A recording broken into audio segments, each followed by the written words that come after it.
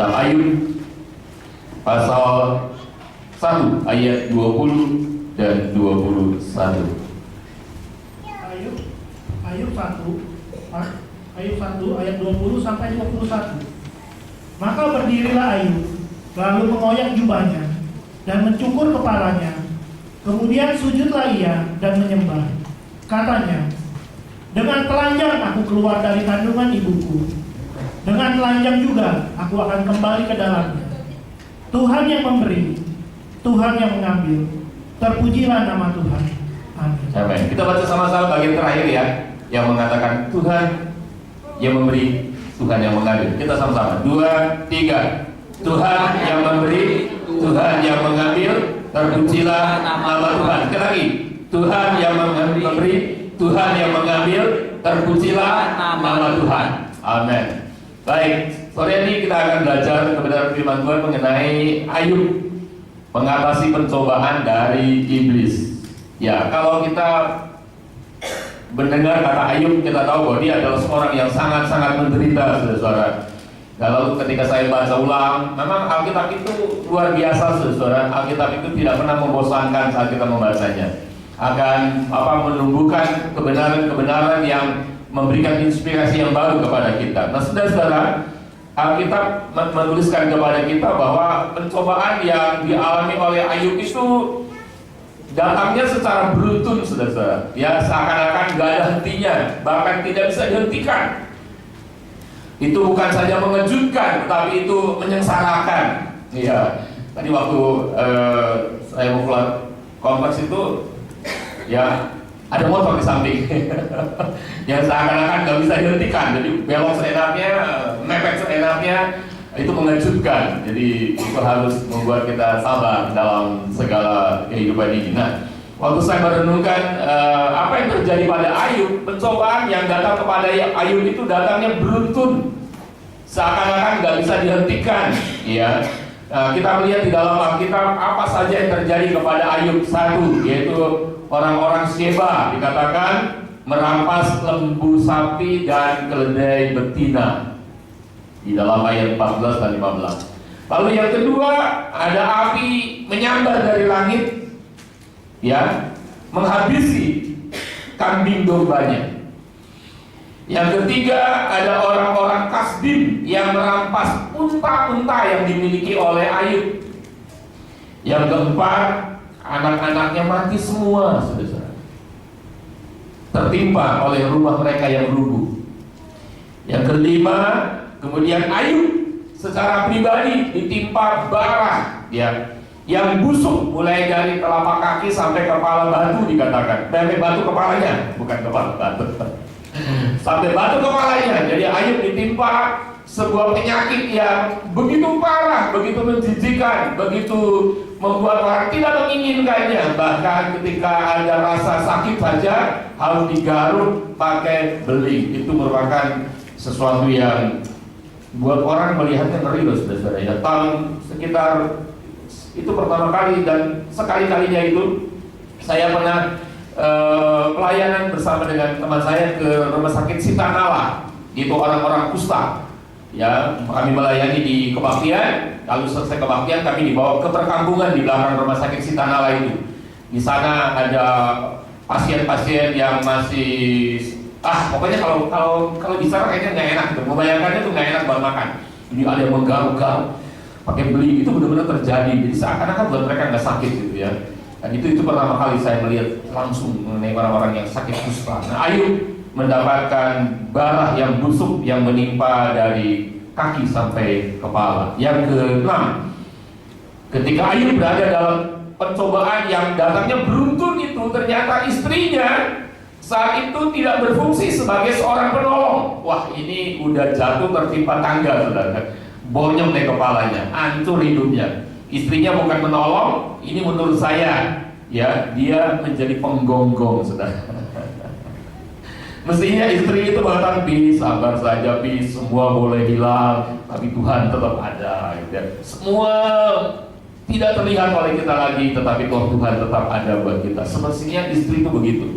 Tetapi istri Ayub mengatakan, kenapa kamu tidak berbagi saja Allah itu? Kenapa kamu masih menyembah kepada Tuhan? Kenapa kamu masih setia sama Tuhan? Jadi menurut saya, istrinya Ayub itu bukan menjadi penolong, tidak berfungsi sebagai penolong, melainkan sebagai penggonggong, yang membuat iman Ayub itu bisa menjadi lemah, menjadi lebih bimbang lagi. Terlebih kita lihat Ayub bagaimana bisa mengatasi pencobaan ini.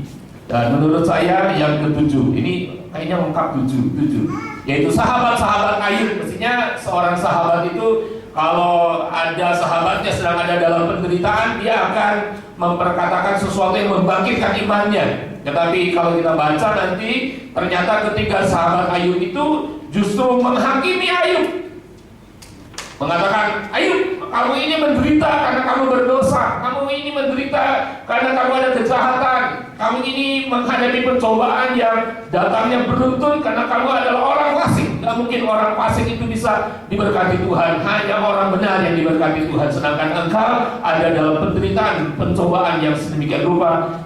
Mereka menyimpulkan Ayub pasti berbuat kejahatan.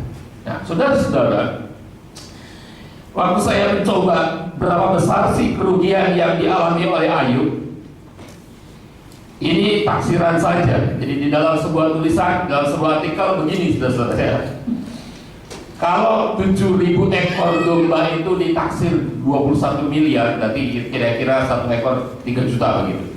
Kemudian 3.000 ekor unta 45 miliar rupiah, 1.000 ekor lembu sama dengan 10 miliar, 500 keledai betina sama dengan 4 miliar, kemudian ditambah budak-budak, maka kekayaan Ayub mencapai hampir 100 miliar. Itu habis lenyap dalam seketika. Wah, ini sebuah kehilangan yang membuat Ayub sangat menderita, saudara. Rasanya Ayub tidak akan pernah bisa bertahan. Tetapi kita akan melihat kepada kebenaran firman Tuhan, saudara. Dan memang Ayub tidak bisa melihat hasil akhirnya seperti apa. Ayub tidak bisa melihat seperti apa yang dalam pujian tadi. Tidak bisa melihat hasil akhirnya seperti apa. Apakah nanti dia akan lebih diberkati? Apakah dia akan lebih sehat? Apakah istrinya akan balik lagi? Lalu dia punya anak lagi, jumlahnya sama seperti yang dulu? Ayub tidak bisa melihat ke depan. Yang dibutuhkan oleh Ayub adalah bagaimana dia menjalani hari demi hari sampai garis akhir. Nah, untungnya saya dan saudara punya Alkitab, dan kita bisa melihat ceritanya dari awal sampai akhir. Makanya saudara harus bersyukur buat Alkitab yang ada. Amin. Berharga atau tidaknya Alkitab buat saudara itu tergantung kepada pemahaman yang benar terhadap Alkitab. Contoh, kalau kita punya uang gopean, gopetun nih, bukan gopecek, bukan gopetial, gopetun 500 rupiah jatuh gitu, diambil lagi nggak kira-kira? Hah? Tergantung. Ada yang kira-kira enggak, cuma gope itu udah pemberian kepada itu yang ngatur dulu polisi cepet, sekarang polisi gope katanya. Coba kalau yang jatuh merah-merah, diambil nggak? Yang merah-merah itu 100.000 tuh, udah jatuh keinjek lagi. Enggak robek sih, cuma lecek dah. Diambil nggak? Kenapa diambil? Halo? Karena berharga. Kalau kita menganggap 500 berharga, diambil nggak? Ambil. Kalau 500, apalah 500? 1 juta, kurang 500 nggak bisa 1 juta. Nah, jadi hari ini saya ingin bawa saudara kepada Alkitab, saudara. Karena kita bisa melihat Ayub itu dari awal seperti apa dan hasil akhirnya seperti apa, itu dibentangkan dengan sebenarnya, dengan nyata oleh Alkitab. Jadi kalau di antara saudara ada yang menghadapi pencobaan yang datangnya beruntun, seakan-akan tidak pernah bisa dihentikan, dan saudara tidak bisa menghentikannya, saudara hanya perlu merenungkan apa yang dikatakan oleh Alkitab. Karena Alkitablah jawabannya. Firmanlah jawabannya, saudara. Jadi kalau kita punya persoalan, kita juga tidak bisa tahu hasil akhirnya seperti apa. Tetapi yang pasti adalah hasil akhirnya adalah sebuah kemenangan. Karena 2016 buat saudara adalah tahun apa? Kemenangan. Katakan sama-sama, tahun 2016. Saya belum lihat yang ini cuma Haji doang yang depan. Saya belum lihat, saudara. Saya pernah sampai melihat dengan saudara di tempat ini. Kan saya bukan siapa-siapa gitu ya. Oke, katakan sama-sama dengan keras. 2016. Tahun kemenangan. Tahun kemenangan. Lagi. 2016. Tahun kemenangan. Tahun kemenangan. Amin. Amin. Ini sebuah inspirasi yang diberikan oleh Tuhan kepada gembala, saudara. Ini bukan sembarang inspirasi. Ini adalah berita surga kepada kita. Dan kita tahu, walaupun Ayub menghadapi penderitaan, pencobaan yang datangnya beruntun, tidak bisa dihentikan. Ya kan, setelah lembu, sapi, keledai betina dirampas, tiba-tiba ada laporan. Wah, ada api menyambar habis kambing domba. Belum selesai karena tiba-tiba atau sementara Ayub menghadapi itu, ada orang kasih merampas unta-unta. Belum selesai itu, sementara itu anak-anaknya mati. Terus, saudara. Tetapi Alkitab menceritakan kepada kita bahwa hasil akhir dari pencobaan yang dihadapi oleh Ayub adalah kemenangan. Katakan kemenangan. Kemenangan. Iya. Hasil akhirnya apa? Kemenangan. Yaitu Ayub mengalami yang namanya pemulihan fisik, sehat, kulitnya putih bersih, kata kita, sehat maksimal. Hasil akhirnya Ayub juga mengalami pemulihan secara ekonomi. Semua yang hilang itu tadi, kambing domba, lembu sapi, unta, semuanya balik lagi. Ayub mengalami pemulihan secara ekonomi. Yang ketiga, Ayub mengalami pemulihan dalam keluarga. Istrinya balik lagi hati. Dan mendapatkan anak yang jumlahnya sama. Bahkan anak-anak perempuannya adalah anak-anak perempuan yang paling cantik, sudah. Sehingga teman saya mengambil salah satu namanya ketika melahirkan anak perempuan dinamakan Karen Habuk.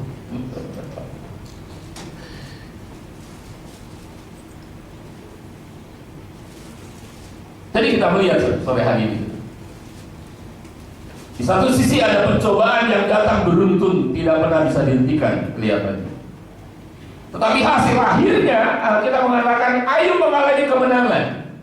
Jadi kalau ada di antara saudara yang sedang bergumul dengan masalahmu, yang tiba-tiba muncul persoalan dalam hidupmu, masalah kesehatan kah, masalah ekonomi kah, masalah keluarga kah, atau masalah hubungan dengan orang-orang terdekat denganmu, dan apapun yang Tuhan izinkan dalam hidup ini, maka hasil akhir yang akan saudara dibawa oleh Tuhan adalah kemenangan. Katakan kemenangan. Ya, itu yang akan Tuhan bawa. Kita akan dibawa oleh Tuhan ke hasil akhir adalah kemenangan. Nah, sekarang mari kita akan renungkan apa yang menjadikan Ayub. Nah, ini apa yang menjadikan Ayub mengalami kemenangan atas pencobaannya. Dengan cara apa Ayub mengalami kemenangan? Dan saya percaya kita semua rindu mengalami kemenangan di tahun ini, amin. Karena 2016 adalah tahun kemenangan. Itu buat GFC. Kalau buat GFC kemenangan, 2016 adalah tahun musim pengharapan dan hidup yang berkemenangan. Dengan cara apa Ayub mengalami kemenangan atas pencobaannya? Saya hanya akan berbicara dua saja. Satu, yaitu hati dan iman Ayub tetap terfokus kepada Tuhan. Ini rahasianya, sederhana sekali, saudara. Kalau Allah kasih petunjuk, kalau Allah kasih jawaban lewat firman Tuhan, sederhana, saudara.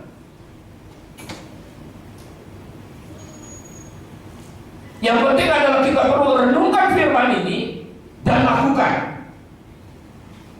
Supaya apa? Supaya ketika kita ada dalam pencobaan, maka dialah kita akan memiliki hati yang tetap terfokus kepada Tuhan. Kita memiliki iman yang tetap tertuju kepada Tuhan, sekalipun pencobaan itu berat. Bahkan di dalam Alkitab dikatakan penderitaan yang dialami oleh Ayub itu sungguh berat, saudara. Sungguh berat penderitaan yang dialami oleh Ayub. Dan kita belajar dari Ayub bahwa hati dan imannya tetap terfokus kepada Tuhan. Hati dan imannya tetap tertuju kepada Tuhan. Karena begini, saudara, yang menjadi pusat perhatian Ayub dalam pencobaannya bukan masalahnya.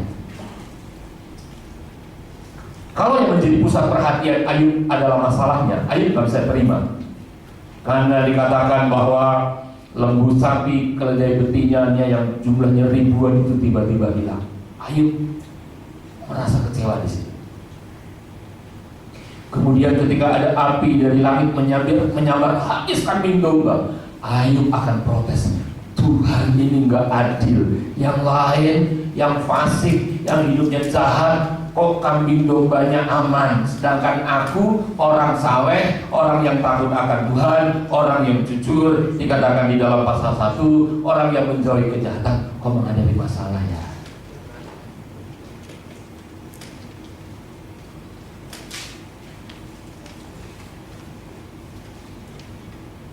Dan di sini kita belajar bahwa yang menjadi pusat perhatian yang paling utama dalam kehidupan Ayub bukan masalahnya. Lalu apa yang menjadi pusat perhatian yang paling utama dalam hidup Ayub? Tuhan.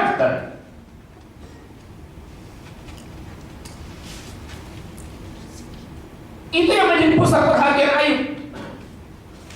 Bukan masalah, tapi Tuhan. Waktu Ayub menjadikan Tuhan sebagai pusat perhatiannya, maka Ayub bisa membedakan apa tujuan iblis mencobai dia dengan apa tujuan Tuhan mengizinkan pencobaan. Pencobaan tidak pernah datang dari Tuhan, tapi iblis bisa mencobai setiap orang-orang percaya. Nah, Ayub belajar, saudara. Ketika Ayub belajar berfokus kepada Tuhan, menjadikan Tuhan pusat perhatiannya, Ayub bisa membedakan tujuan iblis mendatangkan pencobaan dengan tujuan Tuhan mengizinkan pencobaan terjadi dalam hidupnya. Ternyata Ayub belajar, saudara, bahwa ternyata tujuan iblis adalah hanya untuk menjatuhkan, menghancurkan, membinasakan bukan saja harta dan kekayaannya, tapi juga imannya Ayub. Jadi iblis itu akan selalu berusaha bukan saja untuk merampas apa yang dipunyai oleh manusia, tapi iblis juga akan mencoba supaya orang-orang beriman menjadi gugur dalam iman. Itu pekerjaan iblis. Tapi kita tidak perlu takut. Tadi ada pujian, ku diberi kuasa, terus ku pakai kuasa. Orang Kristen jangan hanya senang diberi kuasanya oleh Tuhan, harus dipakai kuasa itu, saudara. Itu kuasa Roh Kudus. Kalau tidak salah nanti 18 sampai 22 Mei kita ada pencurahan Roh Kudus ya. Saya selalu ikut itu di Facebook.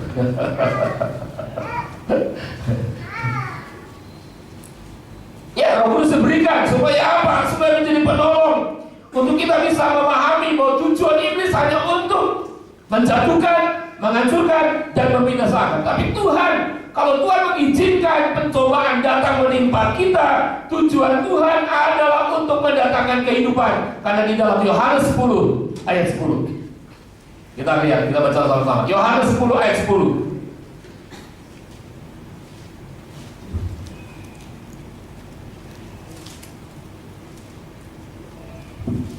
Yohanes 10 ayat 10. Pencuri datang hanya untuk mencuri dan membunuh dan membinasakan. Aku datang supaya mereka mempunyai hidup dan mempunyai dalam segala kelimpahan. Amin. Amin. Jadi iblis itu adalah pencuri yang datang untuk mencuri, membunuh, dan membinasakan. Tetapi Tuhan datang untuk memberi hidup, sehingga kita mempunyai hidup itu dalam kelimpahan. Artinya saudara-saudara, saat Ayub mulai menjadikan Tuhan sebagai pusat perhatiannya, maka Ayub memahami bahwa Tuhan sebenarnya sedang menguji imannya, sedang menguji penyerahannya, sedang menguji kesungguhan hatinya. Ayub tahu bahwa persoalan-persoalan yang ada adalah untuk membentuk hidupnya menjadi berbeda. Jadi kalau kita sekarang ada dalam persoalan, kita harus belajar menerima keadaan itu. Tadi waktu saya duduk lagi dalam penyembahan, saya teringat kepada yang namanya hidung-hidung kesukaan. Saya kan produk tahun 80-an. Ada sebuah nyanyian yang mengatakan, nyamanlah jiwaku, nyamanlah, nyamanlah jiwaku, ya kan? Jadi walaupun susah menimpa kita, persoalan menimpa kita dalam bait 1 sampai bait 4, tapi chordnya dikatakan di dalam itu chordnya, nyamanlah jiwaku, nyamanlah, nyamanlah jiwaku. Ketika ada seorang hamba Tuhan berlayar, kapalnya hancur, istrinya meninggal, anaknya meninggal, dia tidak bisa terima. Tapi ketika dia mencoba menjadikan Tuhan sebagai pusat perhatiannya, semua boleh hilang, tapi dia mengatakan Tuhanku tetap ada. Semua bisa berubah, tapi Tuhanku tetap tidak berubah. Di dalam gejolak yang dihadapi dalam kehidupan hamba Tuhan ini, akhirnya Tuhan memberikan sebuah kuncian. Walaupun ada ombak, ada badai, ada apapun yang menimpa hidupnya, bersama dengan Tuhan, jiwanya tetap nyaman, jiwanya tetap tenang, jiwanya tetap penuh pengharapan, jiwanya tetap punya keyakinan bahwa hidup ini pasti berkemenangan.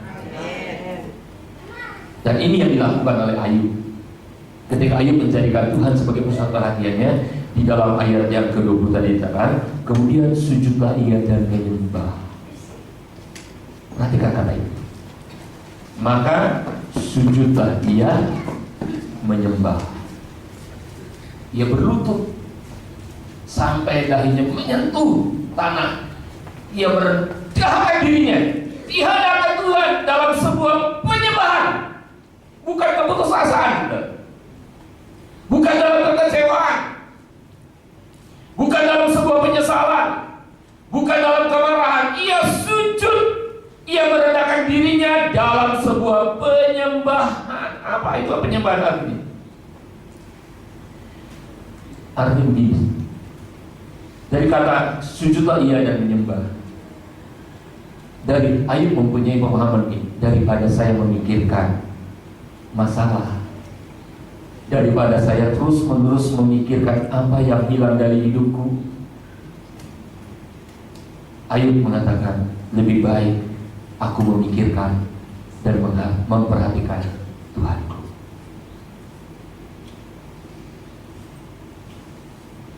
Itu yang dibutuhkan saat kita ada dalam pencobaan. Ada seorang pria yang sedang stres, masalah pekerjaan, masalah pemasukan, kemudian juga tingkat kolesterol yang tinggi, saudara. Hati-hati ya.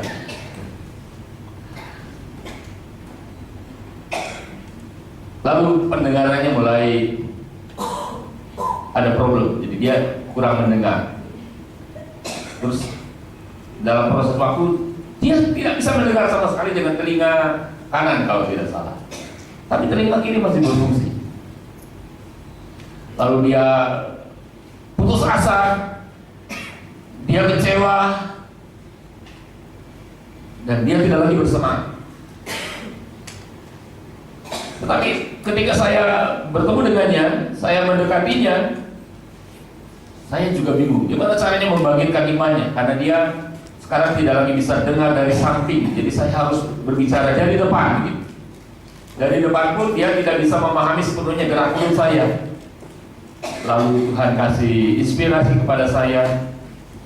Saya bilang, ini saya tulis resep. Wah, jadi saya seperti dokter. Ini saya kasih resep. Ini untuk 7 hari. Untuk 7 hari. Lakukan mulai dari hari Senin sampai hari Minggu. Setelah itu saya akan berikan lagi resep yang lain.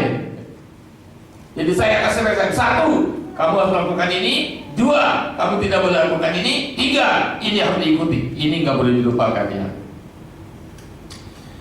Nah, saudara-saudara, kalau kita rindu dalam kehidupan ini, saat menghadapi pencobaan, dan kita bisa terima bahwa apapun kenyataan dalam hidup ini, kenyataan yang kita hadapi seringkali bisa mengecewakan kita, bisa membuat kita menjadi sakit hati, menjadi sedih dan sebagainya. Tapi bagaimana kita tetap bertahan dalam kenyataan apapun dalam hidup ini? Kita harus belajar dari Ayub. Mari kita akan belajar. Lebih baik memikirkan dan memperhatikan Tuhan daripada masalahnya. Karena masalah satu ada lewat, ntar juga ada masalah yang lain. Amin. Masalah itu akan tetap ada seumur hidup kita, dan baru selesai kalau kita udah nyemplung ke ukuran 2 kali 1 itu. Kita tahu bahwa orang mati pun masih ada masalah ya. Kuburan bapak saya di Bandung tuh, di Pandu itu akan digusur katanya. Jadi kemarin kami rundingan gimana caranya. Jadi orang mati aja masih ada masalah gitu. Untuk kita bisa menghadapi kenyataan yang terjadi, mari kita akan belajar seperti Ayub. Sujudlah ia dan menyembah kepada Tuhan. Kita harus memakai firman Tuhan. Saya akan lebih memperhatikan dan memikirkan Tuhan daripada masalah. Nah, saat kita belajar memikirkan dan memperhatikan Tuhan, maka kita akan menemukan kebenaran. Semua boleh berubah, semua bisa berubah, tapi Tuhan tidak pernah berubah. Semua yang berharga bisa hilang. Lembu, sapi, kambing, domba, keledai betina, unta, anak-anak, rumah, seluruh harta dan kesehatan, semua itu berharga, dan sekarang semua yang berharga itu hilang.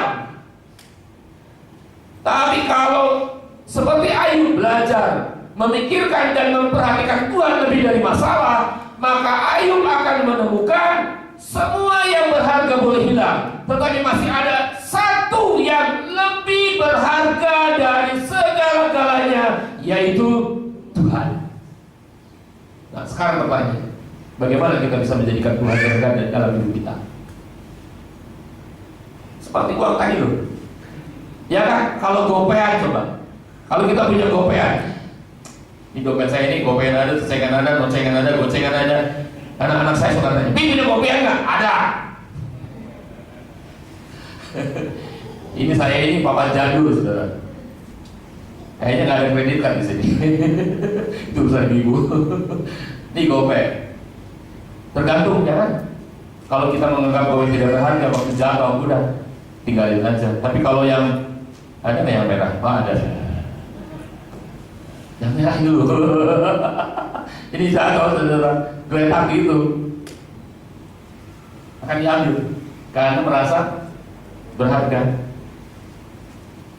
Sekarang pertanyaannya, bagaimana kita bisa menjadikan Tuhan berharga dalam hidup kita? Bagaimana kita bisa menjadikan Tuhan sangat berharga, lebih daripada apapun? Itu pada waktu kita ada hubungan dengan Tuhan. Hubungan itu menghasilkan kedekatan, hubungan itu menghasilkan pengenalan. Pengenalan itu membuat kita terbuka bahwa ternyata Tuhan itu tidak bisa berubah. Tuhan itu tetap satu-satunya yang kita andalkan, satu-satunya yang kita percayai. Karena Dia sumber pengharapan, Dia sumber damai sejahtera, Dia yang memulihkan, Dia yang memberkati kita. Itu yang akan menjadikan kita berharga. Semua boleh hilang yang berharga, tapi Tuhan masih tetap ada. Karena Dia adalah oknum atau satu pribadi yang jauh lebih berharga daripada apapun. membuat Ayub, saudara, bisa belajar bertahan dalam penderitaan. Jadi mari kita akan tingkatkan, saudara, hubungan dan pengenalan kita yang semakin mendalam terhadap Tuhan, sehingga ini yang akan membuat kita bisa bertahan dalam segala pencobaan. Kata sujudlah ia menyembah kepada Tuhan, itu bukan hanya berbicara Ayub lebih baik memikirkan dan memperhatikan Tuhan, tapi Ayub juga belajar arti kepemilikan. Saya minta waktu sedikit, Pak, karena sudah saya berpikir ini materi bisa panjang. Kalau mudah-mudahan ada, mudah-mudahan ke bawah tadi. Kalau nggak ke bawah, nggak jadi, ya ke bawah, ke bawah. Ini sebagai ilustrasi saja. Ini apa, saudara? Milik siapa? Ini milik siapa? Milik saya, ya. Oke. Kalau milik saya punya hak untuk menggunakan buat apa saja? Punya hak, ya. Yang berhak untuk mempergunakan uang ini siapa? Saya tanya. Ini milik siapa? Oke. Kalau milik saya berhak nggak untuk mengatakan kepada seseorang pegang? Apa saya bilang? Pegang. Pegang artinya nitip, artinya dipercaya. Beda nggak kalau saya katakan, nih kantongin ya. Saya bilang apa? Pegang. Oke. Bu Simon. Yang kenal aja deh, namanya Bu Simon Pak. Ayub belajar kepemilikan, makanya dia nggak ngeluh sama Tuhan, dia nggak marah sama Tuhan, dia nggak kecewa sama Tuhan, karena Ayub mengerti tentang kepemilikan yang dimiliki oleh Ayub. Itu sebenarnya adalah milik Tuhan. Kalau itu milik Tuhan, Tuhan punya hak untuk ambil. Lembu, sapi, kambing, domba, kemudian keledai, betina, unta, anak-anak, kesehatan, semua diambil oleh Tuhan. Itu karena itu milik Tuhan. Ayub nggak protes sama Tuhan. Oke, musim bisa menghadap video, Bu, dari video. Ini pegang ya. Saya bilang apa? Pegang. Jangan lupa ya. Kalau lupa didenda. Ibu harus bayar double sama saya. Pegang, Bu. Bilang satu. Satu bukan sah. Ibu ini masih berfungsi, Bu, ya.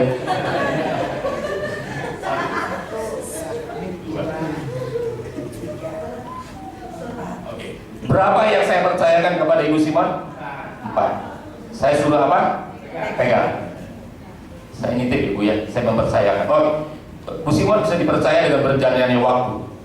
Kan, wah ternyata Bu Simon tetap memegangnya, tetap bisa dipercaya. Saya tambah nih.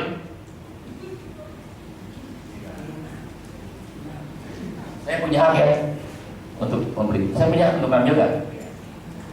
Tapi saya punya hak untuk nambahin dia. Kalau waktu berjalan dan Ibu Simon bisa dipercaya. Saya bilang ternyata Ibu Simon ini bisa dipercaya. Oke, saya tambah lagi, Bu, sampai saya habis. Berapa? Saya bilang apa tadi? Pinjam. Kok lupa sih?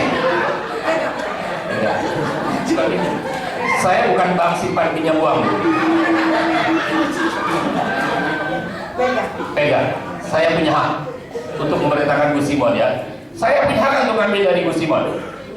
Saya punya hak untuk memberikan uang ini kepada siapa saja dan siapa yang mau uang ini.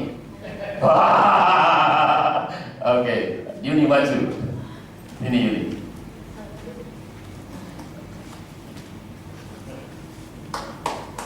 Aku semua deg-degan nih, dikasih semua, bangga nih, gua kebagian, bangga gitu. Tergantung kemurahan hati saya, Bu, ya.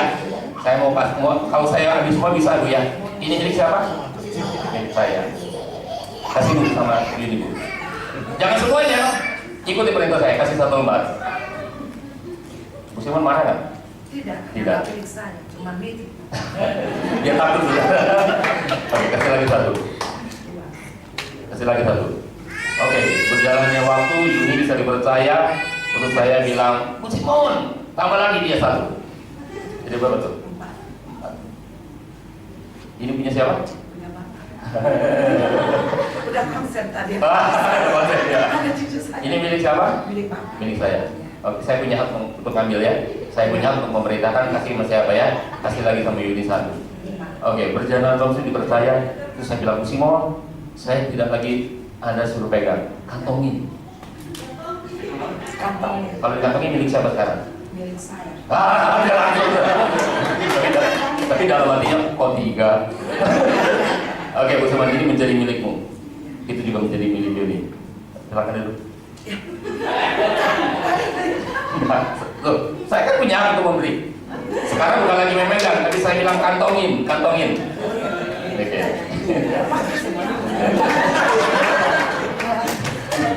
Saya kasih ilustrasi supaya gampang. Kalau duit itu ingat saudara-saudara. Ya kan? Kalau wah ingat tuh. Gua minggu depan datang lagi deh, gua masih dapat duit ya. Makanya bilang kalau yang lain datang di GFC.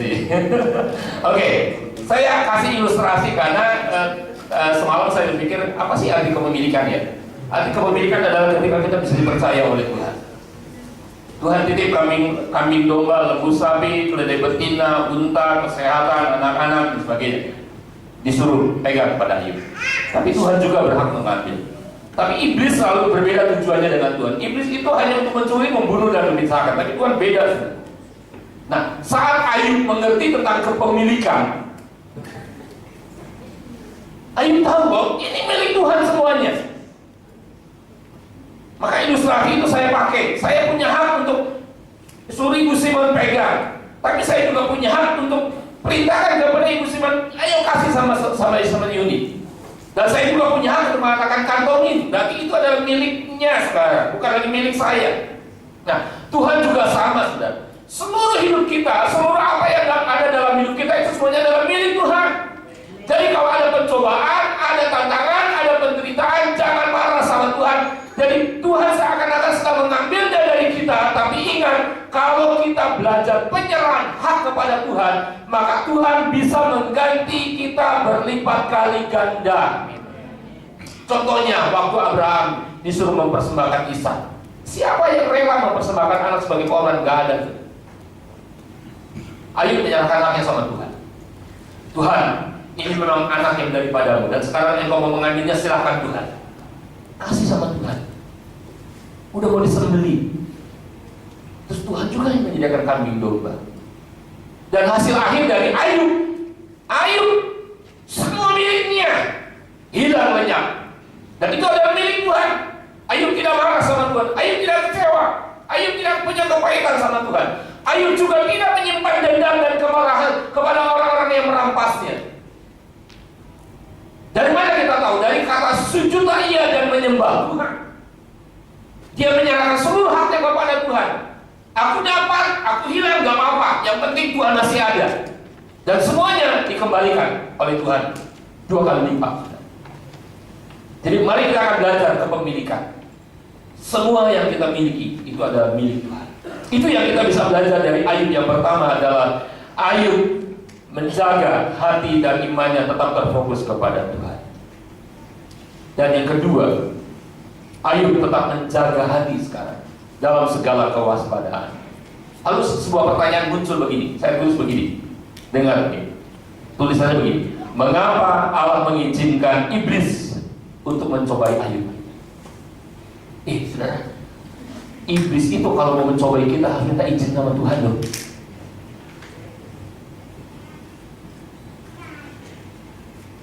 Berarti kita ini dilindungi Tuhan. Iblis itu gak bisa nyentuh kita kecuali kita mengizinkannya. Maka jangan ada celah untuk iblis masuk dalam hidup kita. Mengapa Allah mengizinkan iblis mencobai Ayub? Nah, jawabannya temukan begini. Saya suka menulis, karena Allah mengenal Ayub baik luar maupun dalamnya. Luarnya Ayub kaya, luarnya Ayub hebat, Ayub punya semuanya. Allah kenal Ayub bagian luarnya, tapi Allah juga kenal Ayub bagian dalamnya. Siapa Ayub? Dia orang saleh. Apa itu orang saleh? Orang yang punya kesungguhan hati terhadap Tuhan melebihi harta kekayaan. Orang jujur. Dia jujur bukan saja seorang orang, tapi dia juga adalah orang yang jujur yang selalu belajar terbuka sama Tuhan. Kalau ada masalah, dia akan cerita sama Tuhan. Kalau dia lemah, minta kekuatan sama Tuhan. Kalau dia mau benar, dia minta Tuhan mengoreksi. Dia orang yang jujur, tapi dia juga adalah orang yang takut akan Tuhan. Apa itu orang yang takut akan Tuhan? Ayub adalah seorang yang selalu menjadikan Tuhan satu-satunya pribadi yang layak dia sembah. Ayub juga adalah orang yang menjauhi kejahatan. Artinya Ayub tahu bahwa jalan Tuhan itu harus menjadi pilihan dalam hidupnya. Jadi Ayub, saudara, dikenal oleh Tuhan luar maupun dalamnya. Kenapa? Karena hatinya dijagai oleh kebenaran. Jadi biarlah saudara belajar menjagai hati dengan kebenaran, saudara. Saudara tidak hanya perlu mendengar firman saja, tapi kita perlu belajar menyukai untuk merenungkan firman dan menyimpan janji Tuhan ini di dalam hati kita, saudara. Sehingga yang di dalam kita itu, hati kita, penyerahan kita, iman kita, kesungguhan kita dibangun oleh kebenaran. Sehingga buat Ayub pada akhirnya betul-betul dia menjadi seorang yang bisa menjauhi kejahatan. Artinya dia tidak mau mengeluh sama Tuhan, dia tidak mau protes sama Tuhan, dia tidak mau marah sama Tuhan, dia tetap ada di dalam jalan Tuhan. Walaupun saya tulis di sini, walaupun jalan yang harus dilewati oleh Ayub adalah jalan kehilangan semuanya. Betul kan? Kehilangan semuanya.